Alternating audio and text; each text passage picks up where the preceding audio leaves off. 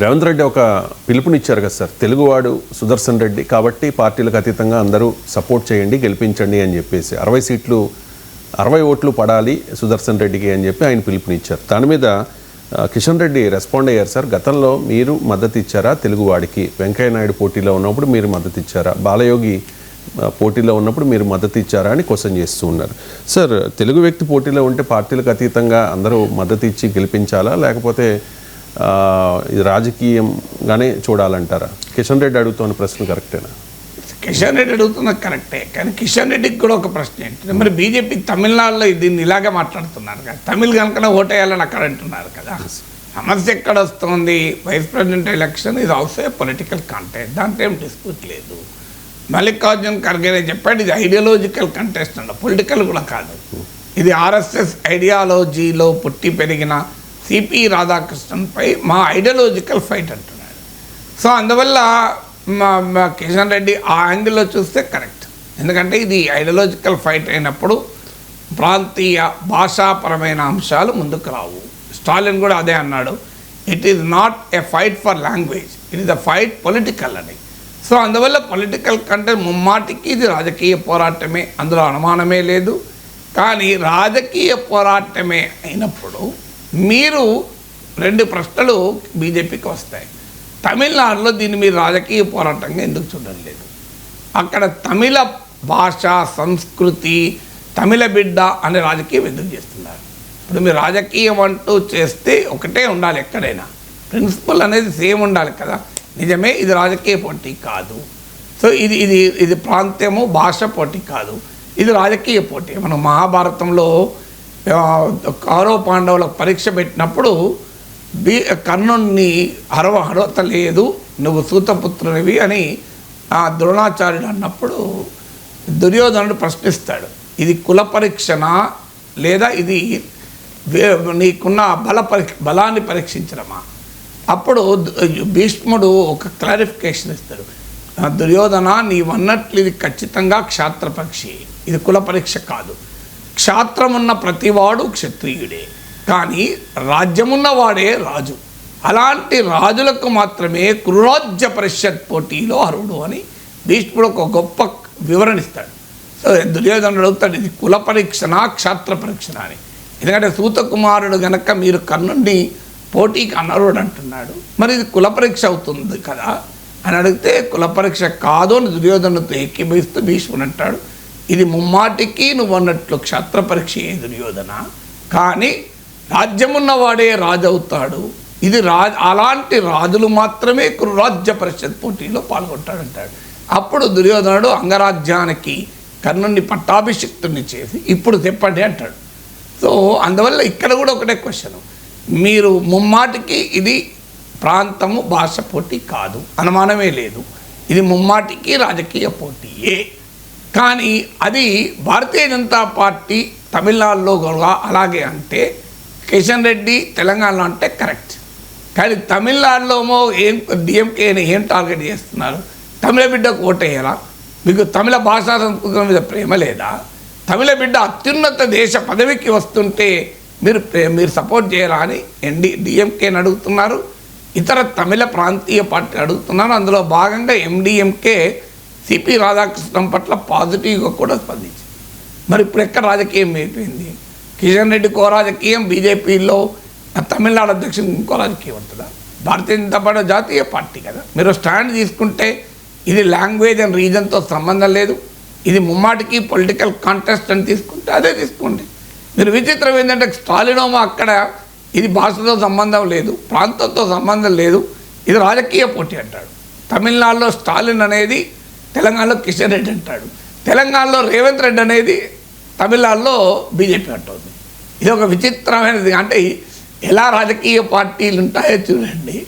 India కూటమిలో భాగమైన స్టాలినోమో తమిళనాడులో ఇది రాజకీయ పోటీ కదా అంటాడు. సరిగ్గా అదే మాట ఇక్కడ బీజేపీ అంటుంది. ఇక్కడేమో ఇండియా కూటమిలో భాగమైన కాంగ్రెస్ ముఖ్యమంత్రి ఏమో తెలంగాణ బిడ్డ కోటేరా, తెలుగు బిడ్డ కోటేరా అంటాడు. దాన్నో కిషన్ రెడ్డి అబ్జెక్ట్ చేస్తాడు. తమిళనాడులో బీజేపీ ఇదే మాట్లాడుతుంది. అంటే రాజకీయ పార్టీలు ఎంత స్వార్థంగా, ఎంత ప్రిన్సిపల్స్కి సంబంధం లేకుండా వ్యవహరిస్తాయన్న దానికి ఇది ఉదాహరణ. వాళ్ళకి ఏది కావాలంటే అది అవకాశవాదంతో మాట్లాడతారు. సో అందువల్ల కిషన్ రెడ్డి అయినా సమాధానం చెప్పాలి. మేము తమిళనాడులో కూడా దీన్ని పొలిటికల్ కాంటెస్ట్ చూస్తామనండి, అభ్యంతరం లేదు. కానీ మీరే తమిళనాడులో దాన్ని రీజనల్ కాంటెస్ట్ చేశారు. ఇండియా కూడా మా అభ్యర్థి ప్రకటించకముందే చేశారు. జస్టిస్ సుదర్శన్ రెడ్డి అభ్యర్థిగా ప్రకటించకముందే సిపి రాధాకృష్ణన్ అభ్యర్థిగా ప్రకటించి డిఎంకేకి అప్పీల్ చేశారు. మేము తమిళ బిడ్డను ఉపరాష్ట్రపతి చేస్తున్నాం, మీరు మద్దతు ఇవ్వండి. రేవంత్ రెడ్డి అదే అడుగుతున్నాడు, మేము తెలంగాణ బిడ్డను ఉపరాష్ట్రపతి చేస్తాం, మీరు మద్దతు ఇవ్వండి అంటారు. తప్పేంటి? ఇక రెండవది, మరి తెలుగుదేశం ఏంటి? ఇలా టీడీపీ ఏమంటుంది, మేము ఎన్డీఏలో భాగం, ఎన్డీఏ అభ్యర్థిగా మద్దతు ఇస్తామని లోకేష్ అంటున్నాడు. మరి మీ తాత ఎన్టీ రామారావు కాంగ్రెస్లో భాగమా? పీవీనరసింహరావుకి ఎందుకు మద్దతు ఇచ్చాడు? పోనీ ఎన్టీ రామారావు ఆ రోజు చేసింది తప్పని మీరు ఎప్పుడైనా మహానాడులో తీర్మానం చేశారా? పోనీ ఇప్పుడైనా చెప్పండి ఎన్టీ రామారావు రాజకీయంగా తప్పు చేశాడు అని ధైర్యంగా ఉంటే చెప్పండి. ఎస్, రామారావు చేసింది తప్పు, ఇట్ వాజ్ హిస్టారికల్ బ్లండర్, కాంగ్రెస్కి మద్దతు ఇవ్వడం ఏందనండి. అప్పుడు చంద్రబాబు నాయుడు యునైటెడ్ ఫ్రంట్ కన్వీనర్గా ఉండి కాంగ్రెస్ మద్దతు తీసుకోవడం కూడా తప్పవుతుంది. అంటే మీరు యునైటెడ్ ఫ్రంట్ కన్వీనర్గా ఉన్నప్పుడు కాంగ్రెస్ మద్దతు తీసుకుంటారు. మీరు ఎన్టీ రామారావు ఏకంగా తమ ప్రధాన ప్రత్యర్థి, అప్పుడు టీడీపీ వర్సెస్ కాంగ్రెస్ రాజకీయం, ఇంకెవరు లేరు, తమ ప్రధాన ప్రత్యర్థి తెలుగుదేశం పార్టీని నిట్ట నిలువునా చీల్చిన పివి నరసింహరావు మద్దతు ఇస్తారు నంద్యాలలో. దీనికి ఆన్సర్ ఉండాలి కదా. అందువల్ల తెలుగుదేశం పార్టీ ఎన్టీఆర్ లెగసీ కట్టుబడి ఉంటుందా అనే క్వశ్చన్ వస్తుంది. ఆ బీజేపీ క్వశ్చన్ ఏంటి, మీరు తమిళనాడులో చెప్పింది తెలంగాణలో చెప్పండి అని అడుగుతున్నారు. తమిళనాడులో ఒక స్టాండ్, తెలంగాణ ఆంధ్రప్రదేశ్లో ఇంకో స్టాండ్ ఎట్లుంటుంది? అందువల్ల బీజేపీని అయినా తెలుగుదేశం కానీ ప్రశ్న ఎందుకు వస్తుంది? మీరు నిజంగానే నంద్యాల ఎన్నిక కూడా పొలిటికల్ కాంటెస్ట్ అనండి, అభ్యంతరం లేదు.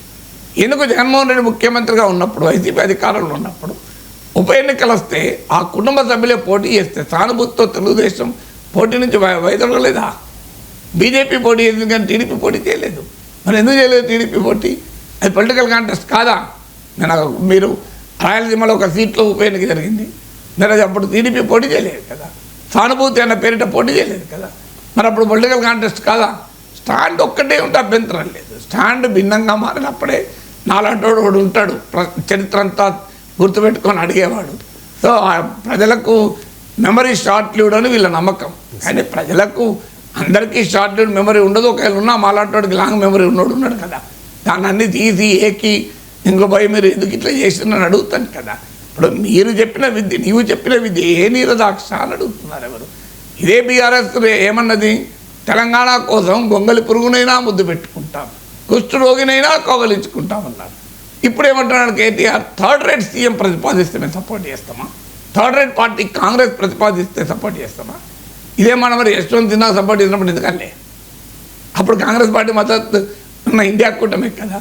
సో కుష్ఠరోగినైనా ముద్దు పెట్టుకుంటాం కౌగలించుకునేటప్పుడు, గొంగలి పురుగునైనా ముద్దు పెట్టుకున్నప్పుడు తెలంగాణ గర్వించదగ్గ బిడ్డ జస్టిస్ జీవన్ రెడ్డికి జస్టిస్ సుదర్శన్ మద్దతు ఇవ్వడానికి అభ్యంతరం ఏంటి? గొంగలి పురుగు, కుష్ఠరోగి వీళ్ళనైనా ముద్దు పెట్టుకుంటారు, కౌలించుకుంటారు. కానీ తెలంగాణ గర్వించదగినటువంటి బిడ్డ న్యాయశాస్త్రవేత్త అయినా జస్టిస్ సుదర్శన్ రెడ్డి ఎందుకు మీరు కరచాలనం కూడా చేయరు? ఎందుకు మద్దతు ఇవ్వరు? దాని బీఆర్ఎస్ ఆన్సర్ ఉండాలి కదా. ఇలా పార్టీలు రోజుకో మాట, పూటకో మాట, ఒక్కొక్క సందర్భంలో ఒక్కో మాట అంటేనే అభ్యంతరం. మీది ఒక స్టాండ్ చెప్పండి, మీ స్టాండ్ పాయింట్లోనే మేము విశ్లేషిస్తాం. ఏది మీరు పొలిటికల్ కాంటెస్ట్ అనండి, దానికి మీరు అన్ని సందర్భాల్లో పొలిటికల్ కాంటెస్ట్ అని అభ్యంతరం లేదు. నేనైతే అన్ని సందర్భాల్లో పొలిటికల్ కాంటెస్ట్ అంటాను, అనుమానమే లేదు. వైస్ ప్రెసిడెంట్ ఎలక్షన్ అయినా, ప్రెసిడెంట్ ఎలక్షన్ అయినా, prime minister, every election political contest. కానీ రాజకీయ పార్టీలు అలా చూడడం లేదు కదా. సందర్భం వచ్చినప్పుడల్లా మాది పొలిటికల్ కాంటెస్ట్ కాదు, తెలుగు బిడ్డ కనుక సమర్థిస్తామని ఆ రోజు తెలుగుదేశం పివి నరసింహరావు సమర్థించలేదా? సో అందువల్ల సందర్భం వచ్చినప్పుడు ఒక రకంగా మాట్లాడినప్పుడే క్వశ్చన్ వస్తుంది.